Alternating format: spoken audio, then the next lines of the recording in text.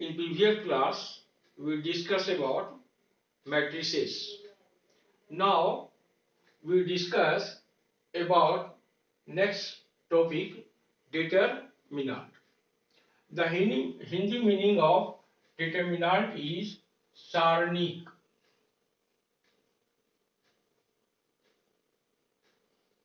As you know, matrix is the arrangement of numbers in horizontal line and vertical line within two big braces, which is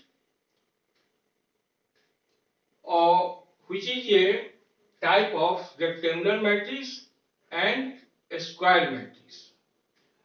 You remember that rectangular matrix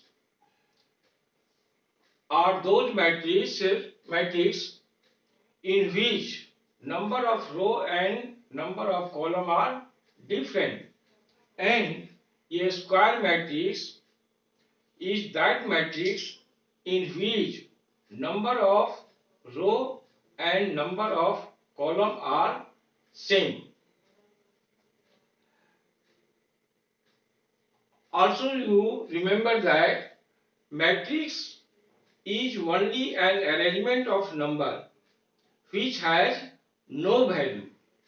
Now, for every square matrix, there is another arrangement of number within two vertical lines, which is called a determinant, and it has a fixed value. So the difference between matrix and determinant is that matrix is only the arrangement of numbers. It has no value.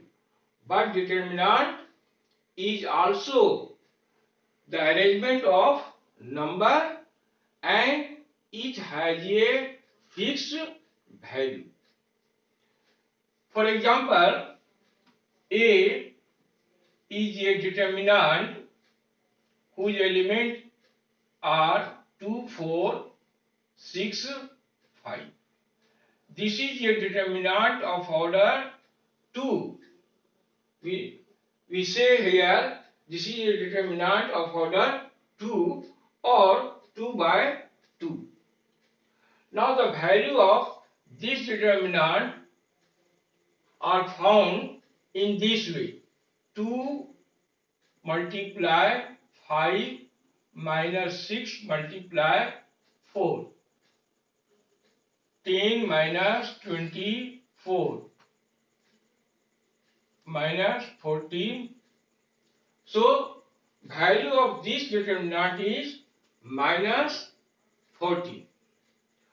Now we take another example of determinant which is of 3 order. 1, 2, 3, 4, 5, 6, 0, 7, 8. This determinant has 3 horizontal line and 3 vertical line. As you know that in matrix, horizontal line is called row and vertical line is called column. तो आप जानते हैं कि horizontal line जिस तरह matrix में रो कहा गया है और वर्टिकल लाइन को कॉलम कहा गया है, तो इस तरह से ये जो फर्स्ट हॉरिजॉन्टल लाइन है यहाँ इसका सिंबल लिखेंगे R1, सेकेंड हॉरिजॉन्टल लाइन को लिखेंगे R2, थर्ड हॉरिजॉन्टल लाइन यानी थर्ड रो को R3 से इंडिकेट करेंगे।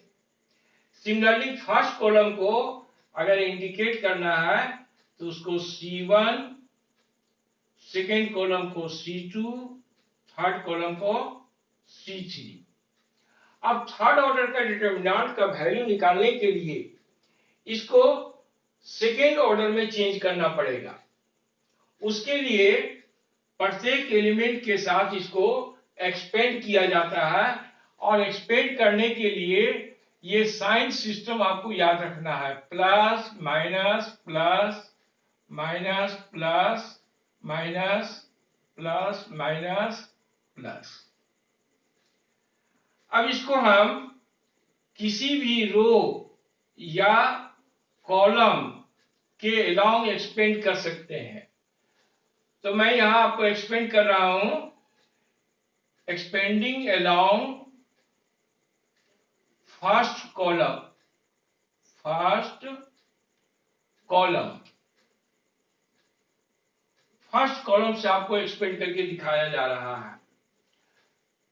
तो जो एलिमेंट है उस एलिमेंट को लिखेंगे और उसके फ्रंट रो और कॉलम, सामने का रो और कॉलम को ओमिट कर दिया जाता है और जो एलिमेंट बच जाता है उसको लिखा जाता है 5 6 7 8। फिर ये साइन सिस्टम याद रखिए, माइनस ये जो एलिमेंट है सेकेंड रो का या फर्स्ट कॉलम का उसको लिखें 4 और उसी तरह इसके 4 के सामने का रो और कॉलम को ओमिट कर देंगे तो नंबर मिलेगा 2 7 2 7 और 3 8 प्लस ये नंबर लिखेंगे 0 और इसके सामने का रो और कॉलम को ओमिट कर देंगे तो नंबर ये 4 ऊपर से बचेगा 2 3 5 6। अब ये जो डिटरमिनेंट आया 5 6 7 8 ये इस वन एलिमेंट का माइनर कहलाता है। क्या कहलाता है? माइनर, यानी इसका सब डिटरमिनेंट कहलाता है। तो चूंकि यहाँ 9 एलिमेंट है इस तरह हमको 9 माइनर्स मिलेगा। फिर यही चीज आगे जाके चेंज होता है कोफैक्टर में। तो अब ये जो 2 ऑर्डर का आपका डिटरमिनेंट कन्वर्ट होके आया 3 ऑर्डर से 2 ऑर्डर, उसको ऊपर के तरीका से एक्सपेंड करेंगे। 5 8 the 40 minus 7 6 the 56। Similarly 8 2 the 16 minus 7 3 the 21 plus 0 into इस डिटरमिनेंट को एक्सपेंड करेंगे ये मिलेगा 12 माइनस 50। अब आगे इसका वैल्यू निकालिए, ये हो गया आपका माइनस 16, यहां से मिला माइनस 5 माइनस 4 प्लस 20 प्लस 0 यानी 4। तो ये बी डिटरमिनेंट जो है इसका वैल्यू 4 मिला। लेकिन आगे जो प्रॉब्लम दिया हुआ है सो दैट वो प्रॉब्लम डायरेक्ट डिटरमिनेंट को एक्सपेंड करने से प्रूफ नहीं होगा। उसके लिए हम लोग को कुछ प्रॉपर्टी डिटरमिनेंट का बताया गया है, 6 प्रॉपर्टी। पहले उस प्रॉपर्टी को जानना पड़ेगा। तो देखेंगे हम लोग प्रॉपर्टी। अब हम लोग डिटरमिनेंट का प्रॉपर्टी देखेंगे। तो मैं सभी प्रॉपर्टी आपको सिंबल में समझाऊंगा। जनरल में एक डिटरमिनेंट लिया गया जिसका एलिमेंट है a1 a2 a3 b1 b2 b3 c1 c2 c3। अब फर्स्ट प्रॉपर्टी कहता है कि if all row are change into column और all column are change into row then value of determinant is unchange. इसका मतलब हुआ कि अगर किसी डिटरमिनेंट के सभी रो को कॉलम में बदल दिया जाए या सभी कॉलम को रो में बदल दिया जाए तो उसके वैल्यू में कोई परिवर्तन नहीं होता है। तो यहां देखिए ये फर्स्ट रो जो है a1 b1 c1 इसको वर्टिकली लिख दिया गया a1 b1 c1। अब ये कॉलम बन गया। सिमिलरली सेकेंड रो जो है a2 b2 C2, इसको वर्टिकली लिख दिया गया, ये कॉलम बन गया। Similarly third row A3 B3 C3, ये कॉलम बन गया। अब ये दोनों डिटर्मिनेंट का वैल्यू सेम होगा। अगर इस डिटर्मिनेंट का वैल्यू 10 है तो इसका भी वैल्यू 10 मिलेगा। तो फर्स्ट प्रॉपर्टी ये हुआ। Second, if any two row और column are interchange, then value of determinant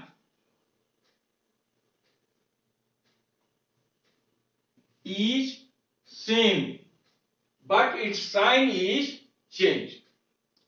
कहने का मतलब क्या है कि अगर किसी डिटर्मिनेंट में किसी दो रो या कॉलम को आपस में अदला बदली कर दिया जाए, यानी इंटरचेंज कर दिया जाए, तो उसका वैल्यू तो वही रहेगा, साइन चेंज कर जाएगा, यानी नेगेटिव हो जाएगा। अगर इस डिटर्मिनेंट का वैल्यू 10 है तो जो अगला डिटर्मिनेंट आएगा उसका वैल्यू -10 हो जाएगा। तो यहां हम एक एग्जांपल के थ्रू आपको समझा रहे हैं कि फर्स्ट कॉलम और सेकेंड कॉलम को इंटरचेंज कर दिया गया।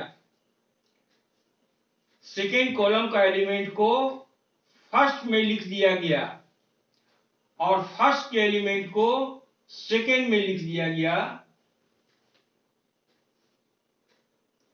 Third column as it is है, तो इस डिटर्मिनेंट का वैल्यू जो होगा वो नेगेटिव में आएगा। यानी अगर दो को इंटरचेंज करेंगे तो एक नेगेटिव लगा देंगे, अगर 3 बार इंटरचेंज किए तो साइन नहीं बदलेगा। थर्ड है कि इफ एनी टू रो और कॉलम आर आइडेंटिकल और equal, then value of determinant is always 0। यदि किसी डिटर्मिनेंट में दो रो या दो कॉलम का एलिमेंट एक जैसा रहे तो उसे एक्सपेंड करने की आवश्यकता नहीं है, उसका वैल्यू हमेशा 0 आएगा। जैसे एग्जांपल के लिए आपको ये बताया जा रहा है A1 A2 A3, A1 A2 A3 C1 C2 C3, तो इस डिटर्मिनेंट का वैल्यू 0 होगा। क्यों 0 होगा? तो देखिए इस डिटर्मिनेंट में फर्स्ट कॉलम का एलिमेंट और सेकेंड कॉलम का एलिमेंट एक जैसा है, यानी आइडेंटिकल है। तो अगर इसको इस तरह से एक्सपेंड करेंगे तो हमेशा उसका वैल्यू 0 मिलेगा, यानी उसको एक्सपेंड करने की आवश्यकता नहीं है। अब हम लोग देखेंगे fourth property.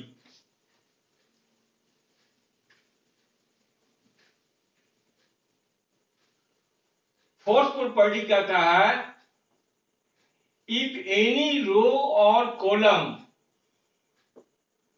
Are multiple of ये क्वांटिटी और number, then whole determinant is multiplied by that number। जैसे एग्जांपल के लिए इस डिटर्मिनेंट का फर्स्ट कॉलम का एलिमेंट k का मल्टीपल है, तो ये k जो है पूरे डिटर्मिनेंट में मल्टीप्लाई समझा जाएगा, यानी इस k को डिटर्मिनेंट से हम बाहर कर सकते हैं। तो k को डिटर्मिनेंट से बाहर कर देंगे और जो एलिमेंट है उसको लिख दिया जाएगा A1 A2 A3 B1 B2 B3 C1 C2 C3। कहने का मतलब है कि अगर किसी रो या कॉलम में कोई संख्या या कोई क्वांटिटी, क्वांटिटी का मतलब होता है के एम एन का मल्टीपल हो, तो उस नंबर को या क्वांटिटी को हम कॉमन लेके बाहर कर सकते हैं डिटर्मिनेंट से। अगर दो रो में है तो पहला में भी निकाल देंगे, दूसरा में भी निकाल देंगे, तीसरा में है तो तीसरा में भी निकाल देंगे। तो ये फोर्थ प्रॉपर्टी है। फिफ्थ प्रॉपर्टी कहता है कि इफ एनी रो और column are sum of two or more than two numbers, then the determinant is divided into two or more determinant। जैसे एग्जांपल के लिए देखिए, एग्जांपल लिया जा रहा है a1 plus b1, a2 plus b2, a3 plus b3, c1 c2 c3, d1 d2 d3। इस example में हम क्या देख रहे हैं कि फर्स्ट कॉलम का प्रत्येक एलिमेंट दो दो का सम है। तो ये दो अलग अलग डिटर्मिनेंट में एक्सप्रेस किया जाएगा।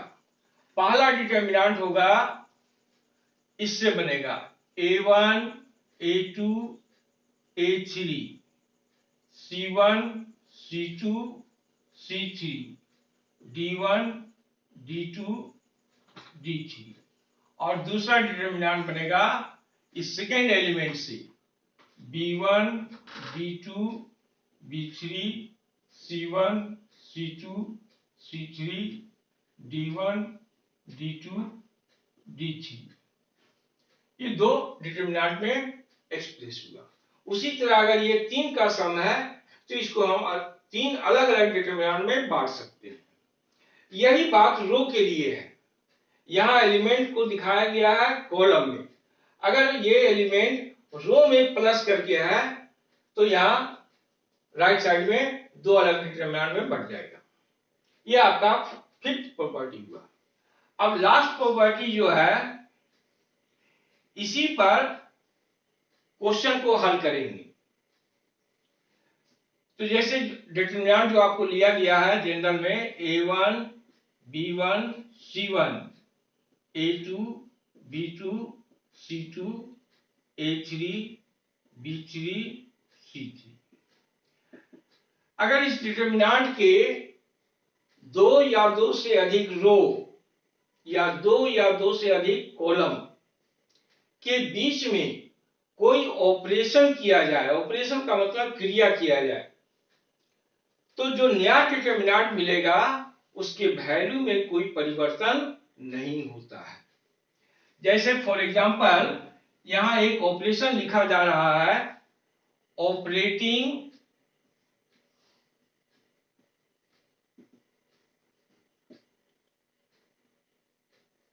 R1 equal to R1 plus M R2। तो ये सिंबल को समझिए।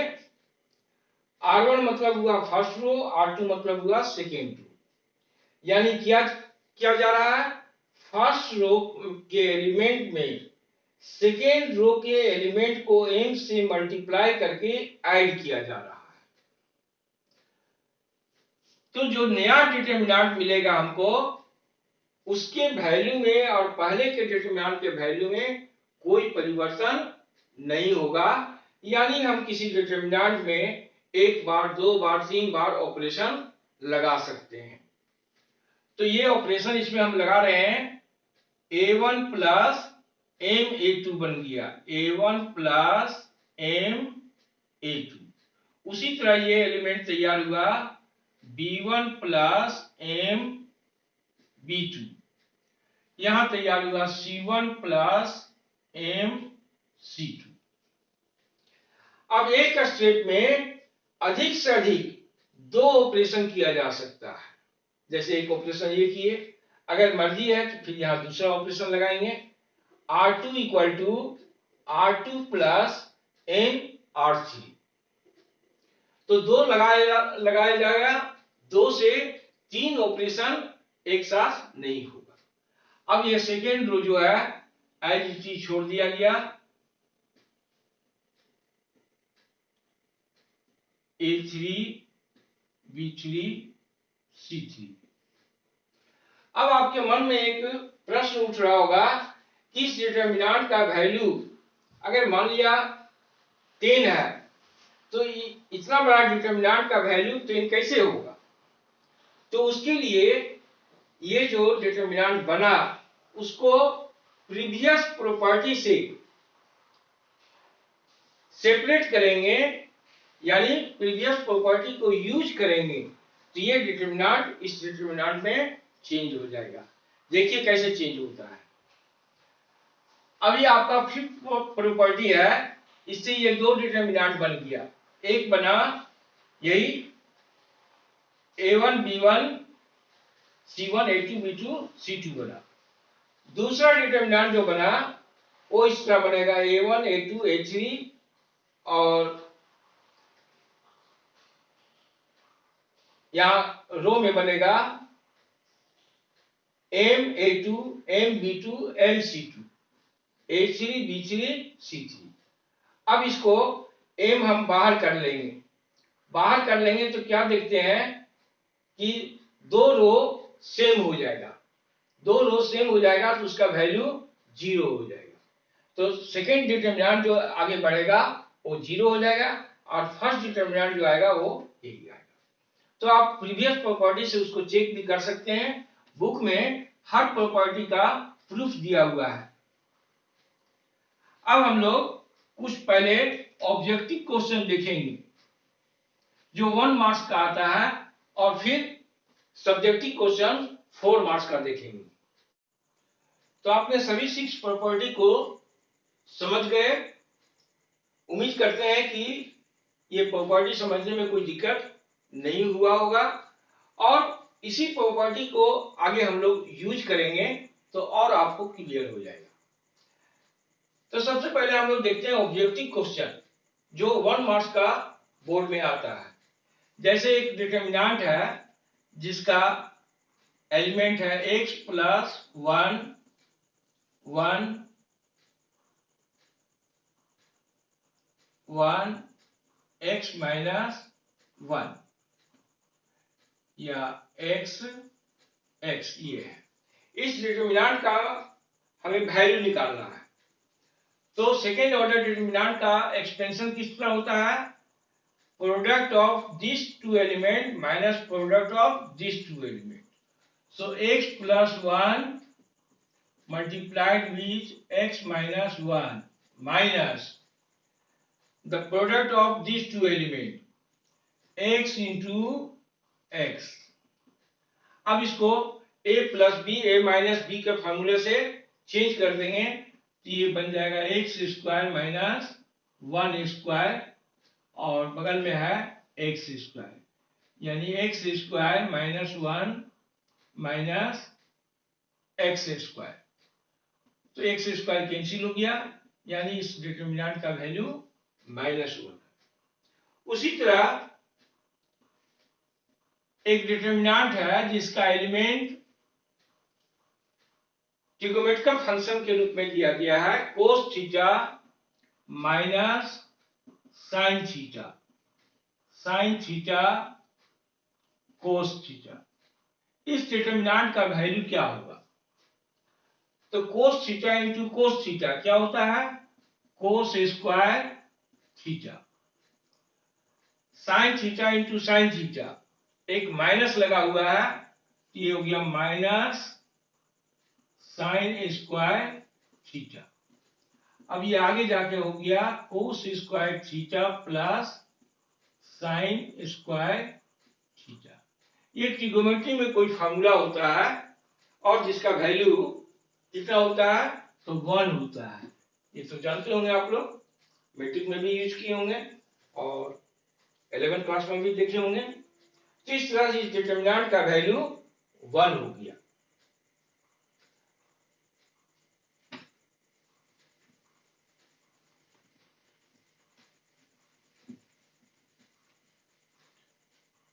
अब जैसे एक इक्वेशन दिया हुआ है आपको डिटर्मिनेंट के फॉर्म में, find value of X if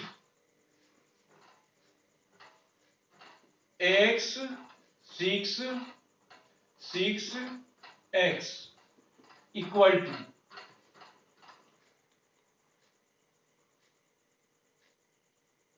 6 6 4 4।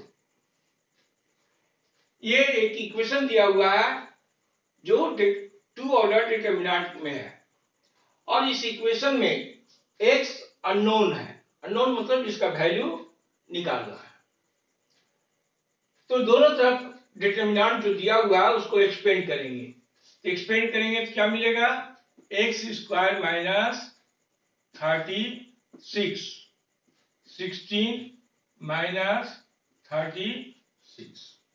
अब ये माइनस 36 आप कैंसिल कर सकते हैं। एक्स स्क्वायर इक्वल टू 16 मतलब X equal to plus minus under root 16 plus minus 4। लेकिन यही क्वेश्चन अगर आपको मैट्रिक्स के फॉर्म में दिया रहे तो आपको बताया गया होगा मैट्रिक्स में कि वहां एक्स अगर निकालना है तो कंपेयर करके निकाला जाता है। जैसे एक एग्जांपल फिर से मैं दे रहा हूं, find value of X if x plus 1 5 0 x plus Y equal to 4 5 0 9। ये इक्वेशन मैट्रिक्स में है जो पहले आपको बताया जा चुका है, और इस इक्वेशन से x का वैल्यू निकालना है। अब यहां दो अननोन है तो क्वेश्चन चेंज कर देते हैं, find value of x and y, x and y if. तो दोनों तरफ जो मैट्रिक्स है वो सेम ऑर्डर का है। सेम ऑर्डर के मैट्रिक्स को कंपेरेबल मैट्रिक्स बोला जाता है। अब ये चूंकि इक्वल है इसलिए दोनों तरफ कंपेयर किया जाएगा। Comparing like element both sides, एक समान एलिमेंट का तुलना करने का। ये जो फर्स्ट एलिमेंट है A11 इसको कंपेयर करेंगे 4 के साथ। इस तरह से इस इक्वेशन से आपको x का वैल्यू मिल गया 3। उसी तरह दूसरा एलिमेंट को कंपेयर किया जाएगा। जैसे मान लिया आपने कंपेयर कर दिया 5 इक्वल टू 5 तो उससे कुछ नहीं मिलेगा। आपने कंपेयर कर दिया 0 इक्वल टू 0 तो कुछ नहीं मिलेगा। तो किसको कंपेयर करेंगे? x plus Y equal to 9 को कंपेयर करेंगे। x plus Y equal to 9, x 3 है, y 9, therefore y equal to 6। इस तरह का ऑब्जेक्टिव क्वेश्चन, एक क्वेश्चन मैट्रिक्स से मिलता है, एक क्वेश्चन डिटरमिनेंट से बोर्ड में आता है, चाहे वो सीबीएसई बोर्ड हो या झारखंड बोर्ड हो। एक क्वेश्चन देखिए, ये भी 1 मार्क्स का क्वेश्चन है। Without expansion find value of determinant 1 1 1 a b c b plus c c plus a plus. यही क्वेश्चन आपको एक्स वाई जेड में दूसरा दिया जा रहा है 1 1 1 X Y Z, Y plus Z, Z plus X, X plus Y. इसका value निकालना है विदाउट एक्सपेंशन। तो शुरू में आपको 3 ऑर्डर का डिटरमिनेंट का वैल्यू एक्सपेंशन के द्वारा समझाया गया था कि उसको 2 ऑर्डर में एक्सपेंड करेंगे और फिर आगे उसका वैल्यू निकालेंगे। लेकिन यहाँ कंडीशन लगा दिया गया है कि इसको एक्सपेंड नहीं करना है, प्रॉपर्टी के माध्यम से इसका वैल्यू निकाला जाएगा।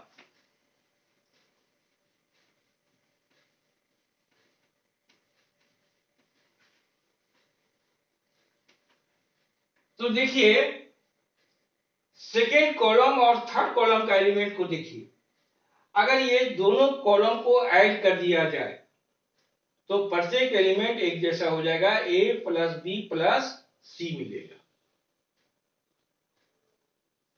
तो इस क्वेश्चन में ऑपरेशन लगाएंगे, ऑपरेटिंग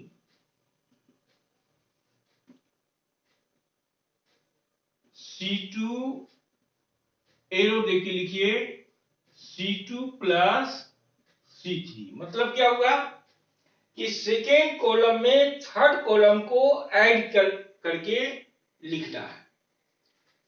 तो फर्स्ट कॉलम आई चीज लिख देंगे 1 1 1, सेकेंड कॉलम में थर्ड को ऐड कीजिए a plus B plus C, ये बन गया b plus C plus A, ये हो गया c plus a plus B. अब third column as it is it इज लिख दिया जाएगा b plus C, C plus A plus B.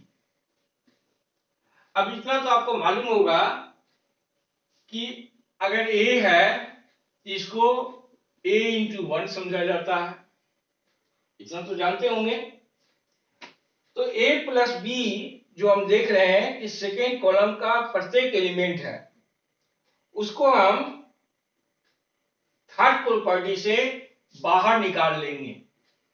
Third property जो आपको बतलाया गया उससे क्या करेंगे, बाहर डिटरमिनेंट के बाहर निकाल लेंगे, यानी कॉमन निकाल लेंगे। अब क्या बचेगा 1 1 1 1 1 1, B plus C, C plus A plus B. अब आगे क्या देख रहे हैं कि इस डिटरमिनेंट में फर्स्ट कॉलम और सेकेंड कॉलम का एलिमेंट एक जैसा है, यानी आइडेंटिकल है। तो इस डिटरमिनेंट को एक्सपेंड करने की आवश्यकता नहीं है। आपको बताया गया होगा थर्ड प्रॉपर्टी में कि इस तरह का डिटरमिनेंट का वैल्यू ऑलवेज 0 होता है, यानी 0 मिला। ठीक उसी तरह से आप अगर सेकेंड क्वेश्चन को करना चाहेंगे तो यहां एलिमेंट ए बी सी में है, इसमें एलिमेंट को एक्स वाई जेड में दिखाया गया है। देखिए सेकेंड रो और थर्ड रो को अगर आपस में ऐड किया जाए तो एलिमेंट क्या होगा, एक जैसा हो जाएगा, एक्स प्लस वाई प्लस, उस X plus Y plus Z को डिटरमिनेंट से बाहर कर देंगे तो जो डिटरमिनेंट बचेगा उसका फर्स्ट रो और सेकेंड रो एक जैसा मिलेगा। जब एक जैसा मिलेगा यानी आइडेंटिकल मिलेगा तो इस डिटरमिनेंट का वैल्यू क्या हो जाएगा, 0। यानी इस क्वेश्चन में आपको मिलेगा x plus Y plus Z into 0, यानी 0। तो इस डिटरमिनेंट का भी वैल्यू 0। इस तरह का और भी छोटा छोटा क्वेश्चन बुक में है जो ऑब्जेक्टिव क्वेश्चन के रूप में पूछा जाता है। तो अब हम लोग लॉन्ग क्वेश्चन को देखेंगे जो कभी एवेल्युएट करके आता है, कभी शो दैट करके आता है। यहां आपको एक क्वेश्चन है, सी ऑर्डर का डिटरमिनेंट है जिसका एलिमेंट रो में 1a स्क्वायर है, 1b स्क्वायर, 1c स्क्वायर। इसका वैल्यू प्रूव करना है a minus B minus C minus A. तो यहां अगर इस क्वेश्चन को या दूसरे क्वेश्चन को भी डायरेक्ट हम एक्सपेंड कर देंगे, फैला देंगे इसको, और बाद में उसको फैक्टर करके ये लाने का कोशिश करेंगे तो वो काफी टफ हो जाता है। इसलिए जो प्रॉपर्टी बताया गया है, 6 प्रॉपर्टी, उस प्रॉपर्टी का यूज करके एक एक फैक्टर को लाने का प्रयास किया जाएगा। यही क्वेश्चन किसी दूसरे जगह ये 1 रो में रहेगा, A B C second row में रहेगा, ए स्क्वायर बी स्क्वायर सी स्क्वायर सेकेंड थर्ड रो में रहेगा, क्वेश्चन सेम रहेगा। तो जब क्वेश्चन में देखें कि 1 कॉलम में लगा हुआ है,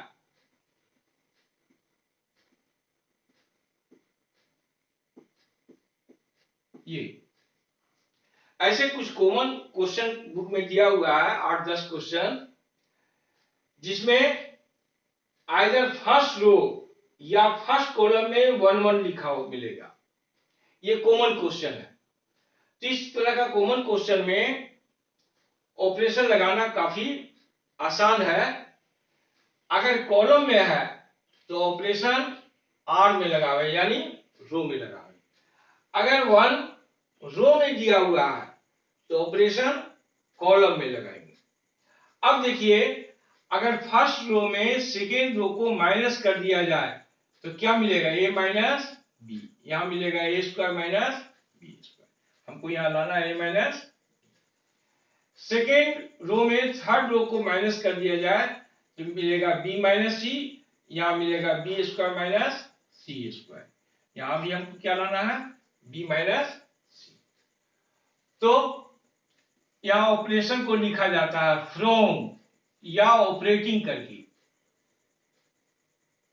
R1 minus R2 and R2 minus R3। अब यहां आपको ये R1 एरो देने की आवश्यकता नहीं है, लेकिन इसके लिए ध्यान देना पड़ेगा। अगर आप ये एरो नहीं लगाना चाहते हैं तो मेरी बात को ध्यान से सुनिए। हमने यहां लिखा है R1 माइनस R2, तो ऑपरेशन जो माइनस का करना है, घटाने का करना है, वो फर्स्ट रो में करके दिखाना है। ये चीज को आपको ध्यान देना होगा। अगर आपने लिखा R2 माइनस R1, इसका मतलब ऑपरेशन R2 सेकेंड रो में करके दिखाना है। अगर इतनी सी बात आप ध्यान में रखते हैं तो यहां एरो लगाने की आवश्यकता नहीं है। और अगर ध्यान में नहीं रखते हैं तो इसको एरो लगा के लिखेंगे इस तरह से, R1 arrow R1 minus R2 and R2 arrow R2 minus R3, इस तरह से लिखेंगे। और अगर आप समझ गए कि ऑपरेशन हमको यहाँ फर्स्ट रो के साथ करना है, फर्स्ट रो में करके दिखाना है, यहाँ सेकेंड रो में करके दिखाना है, तो कोई आवश्यकता नहीं कि आप एरो लगा के लिखें। तो देखिए ऑपरेशन करके हम दिखा रहे हैं 1 minus 1 A minus B A square minus B square, 1 minus 1 B minus C B square minus C square, 1 C C square. ये 0 हो गया, 0 हो गया, 1 A minus B B minus C C. अब इसको थोड़ा अलजेब्राइक फार्मूला से फैक्टर कर देंगे। ए स्क्वायर माइनस बी को लिख देंगे ए plus B into A minus B. उसी तरह ये हो गया B plus C into B minus C C square. अब इसको एक्सपेंड किया जाएगा, एक्सपेंडिंग एलोंग फर्स्ट कॉलम। ये फर्स्ट कॉलम के साथ एक्सपेंड कर देंगे। तो प्रॉपर्टी लगा करके हम लोग कोशिश करेंगे कि दो एलिमेंट, यहां जो तीन एलिमेंट है इसमें कोई दो एलिमेंट जीरो बन जाए, ताकि अगर इसको एक्सपेंड करेंगे तो दो फैक्टर लिखने की आवश्यकता नहीं है, सिर्फ एक फैक्टर लिखना पड़ेगा वन के साथ जो डिटरमिनेंट आएगा। तो इसके साथ लिखने की आवश्यकता नहीं है, इसके साथ लिखने की आवश्यकता नहीं है। ऐसे आप इसको दिखा सकते हैं, 0 इंटू एक डिटरमिनेंट माइनस 0 इंटू दूसरा डिटरमिनेंट प्लस 1 इंटू तीसरा डिटरमिनेंट। तो 1 के साथ कौन सा डिटरमिनेंट बचेगा, ये रो और ये कॉलम सामने वाला छोड़ देंगे, ये 4 बचेगा, a minus B, B minus C, a plus B into A minus B, B plus C into B minus C. यहां अंदर में एलिमेंट को लिखने की आवश्यकता नहीं है, क्योंकि बाहर का फैक्टर 0 है। ऐसे इसको यहां लिख के भी दिखा सकते हैं या डायरेक्ट इसका एक्सपेंशन ये लिखिए। अब ये जो सेकेंड ऑर्डर डिटरमिनेंट आया इसको एक्सपेंड किया जाएगा। तो एक्सपेंड करने के पहले देख लेंगे कि रो में या कॉलम में कोई एलिमेंट कॉमन है, एक जैसा है, तो उसको बाहर कर देंगे। वैसे आप अगर बाहर नहीं भी करना चाहते हैं तो एक्सपेंशन के बाद बाहर कर सकते हैं, लेकिन अगर पहले एक्सपेंशन के पहले बाहर कर लेंगे तो डिटरमिनेंट के अंदर का एलिमेंट छोटा हो जाएगा। तो दोनों तरीका आप अप्लाई कर सकते हैं, कॉमन एलिमेंट को बाहर निकाल के एक्सपेंड कीजिए या पहले एक्सपेंड कीजिए बाद में कॉमन निकालिए। तो हम यहां कॉमन निकाल के एक्सपेंड करेंगे। देखिए a माइनस बी रो में कॉमन है, a minus B, b minus C second row में कॉमन है, एक जैसा है, तो b माइनस सी। अब रिमेनिंग एलिमेंट को लिख देंगे, यहां मिलेगा 1, यहां मिलेगा आपको a प्लस बी, उसी तरह यहां 1, यहां मिलेगा b प्लस सी। अब इस डिटरमिनेंट के अंदर का एलिमेंट थोड़ा छोटा हो गया, जिसको आसानी से एक्सपेंड करके लिखा जा सकता है, a minus B, b minus C, ये हो गया 1 into B plus C minus a plus B into 1। ये आगे जाकर के आपका कैंसिल होगा, b b, तो राइट साइड जो वैल्यू है वो आपको मिल गया c माइनस ए, ये आपको हो गया आर एच एस हो गया। तो एलएचएस लेके बढ़ेंगे और आरएचएस प्रूव करेंगे। तो इसमें स्टेप को याद रखना है और ये आपको खुद सोचना है, ऑपरेशन को सोचना है, यही ट्रिक है। और जो ऑपरेशन यहां सोचे उसको वर्क करके दिखाना है। अब यहां ध्यान रखिए, अगर आप ऑपरेशन कोई दूसरा लगा दिए, जैसे आप ऊपर नहीं माइनस करके नीचे माइनस कर रहे हैं, फर्स्ट रो को सेकेंड में माइनस कर रहे हैं तो बन जाएगा b माइनस ए, सेकेंड को थर्ड में माइनस कर रहे हैं तो बन जाएगा c माइनस बी। वैसे स्थिति में क्या होगा कि यहां का फैक्टर जो प्रूव करना है उसका अपोजिट मिल जाएगा। जैसे मिल जाएगा यहाँ b माइनस ए, यहां मिल जाएगा c माइनस बी, ये सेम मिलेगा c माइनस ए। तब वैसी स्थिति में आप आरएचएस को देखें, एक माइनस यहां कॉमन निकालें, एक माइनस यहां मौखिक कॉमन निकालें, प्लस हो जाएगा, और ये जो b माइनस ये c माइनस बी आया था उसको चेंज करके डायरेक्ट लिख दें a minus B, B minus C. वैसा अगर नहीं लाना चाहते हैं, इस तरह का हमारा फैक्टर जो क्वेश्चन है उससे उल्टा नहीं आए, उसके लिए आपको ऑपरेशन लगाते समय थोड़ा ध्यान देना पड़ेगा कि हमको लाना है a माइनस बी। तो हम R1 में R2 घटा के आगे बढ़ेंगे सब्ट्रैक्ट करते हुए, R2 में R1 सब्ट्रैक्ट नहीं करेंगे। अगर ऐसा आपने कर लिया तो लास्ट में आपको चेंज करने की आवश्यकता नहीं पड़ेगा। और यहाँ जैसे तैसे ऑपरेशन लगा दिए तो लास्ट में तीनों फैक्टर इसके जैसा नहीं मिलेगा, दो को चेंज करना पड़ेगा, फिर आपको ये फैक्टर मिल जाएगा।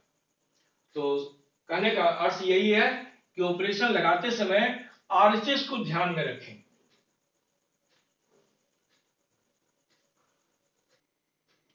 नेक्स्ट क्वेश्चन है x plus 4 2x 2x 2x x plus 4 2x 2x 2x x plus 4 और ये प्रूव करना है आपको 5x plus 4 into x minus 4 whole square. तो लेफ्ट साइड का जो डिटरमिनेंट है उसको लेके हम लोग आगे बढ़ेंगे।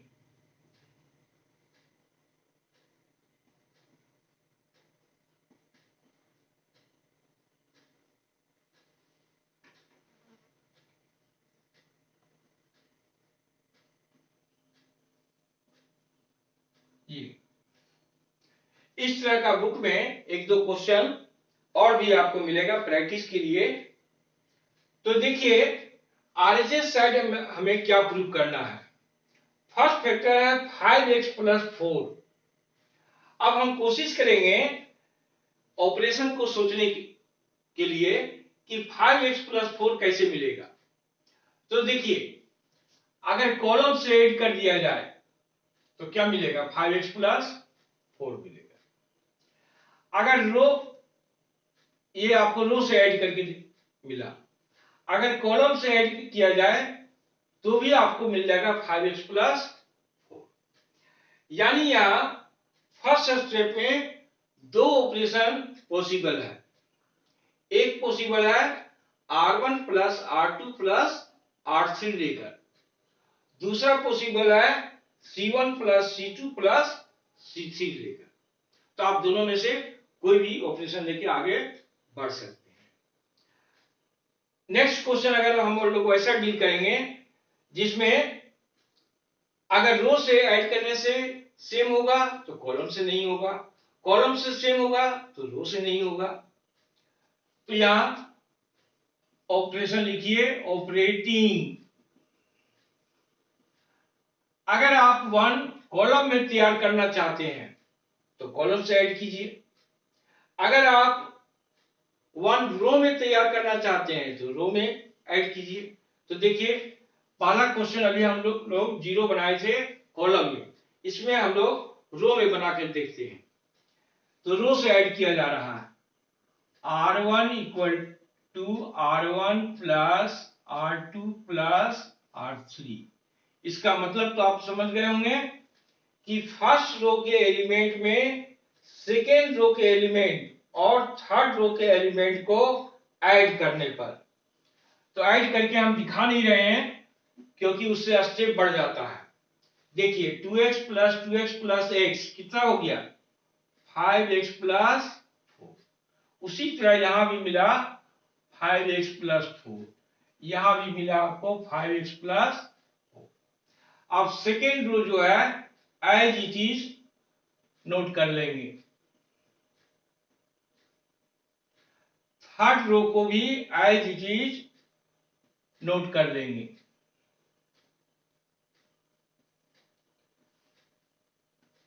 अब अगला प्रॉपर्टी का इस्तेमाल कीजिए।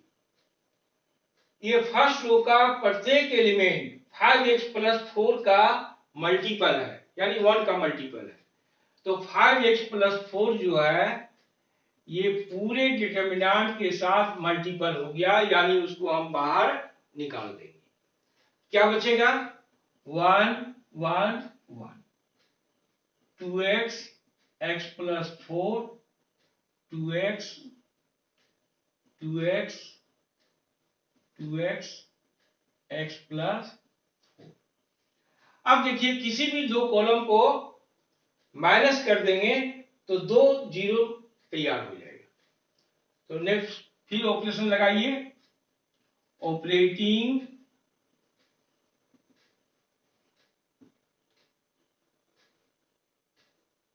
C1 minus C2 and C2 minus C3।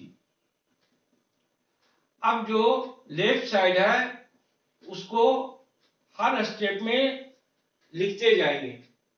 तो देखिए 1 माइनस 1 क्या होगा 0, 2x माइनस इतना करेंगे तो 2x में x माइनस हो गया तो बच जाएगा x minus 4।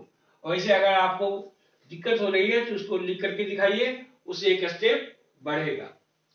2x minus 2x 0, 1 minus 1 0, x plus 4 minus 2x क्या मिलेगा 4 माइनस x मिलेगा, 4 minus 2x minus x plus 4 क्या बचेगा x माइनस 4।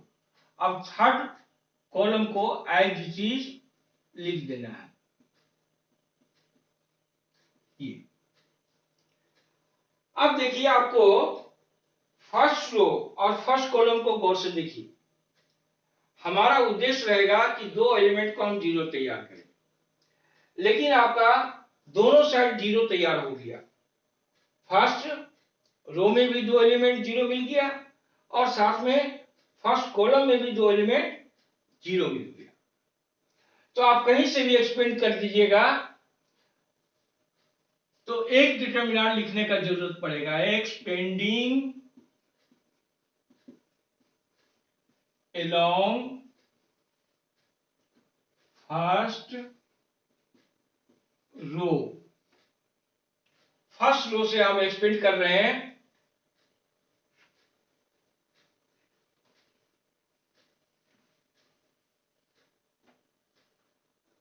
ये मिला 0 into determinant minus 0 into determinant plus 1 into 1 के साथ क्या बचेगा तो ये 4 बचेगा, x माइनस 4 0,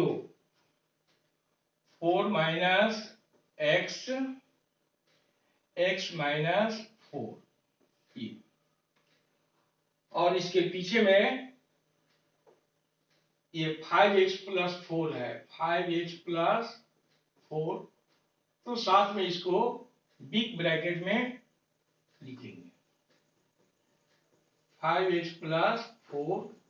ये जीरो खत्म हो गया, जीरो खत्म हो गया, यहां से एक्सपेंड करेंगे x minus 4 into x minus 4 minus 0 into 4 minus x, यानी ये आपको मिला 5x plus 4 into x minus 4 का स्क्वायर।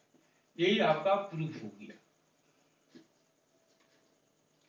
अब देखिए अगर कोई स्टूडेंट फर्स्ट कॉलम से एक्सपेंड करना चाहता है तो जीरो के साथ एक डिटरमिनेंट आएगा, इसके साथ जो डिटरमिनेंट आएगा उसको लिखना पड़ेगा।